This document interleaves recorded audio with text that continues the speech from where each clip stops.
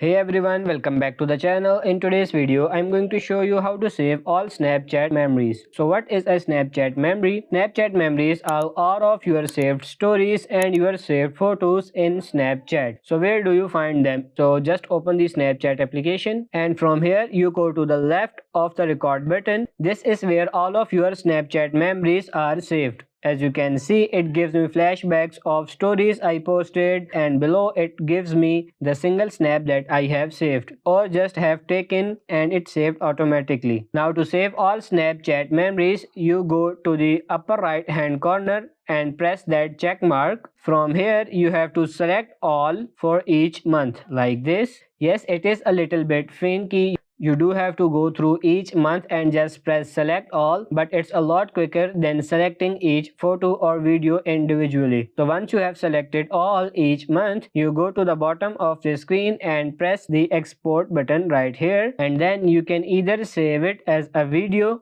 or you can either save it as separate items. Just tap on this download button and as you can see, our snaps are exporting. It will automatically save to your camera roll. So that's pretty much it for this video. I hope this video was helpful. If it is, like it and subscribe to the channel. Thank you.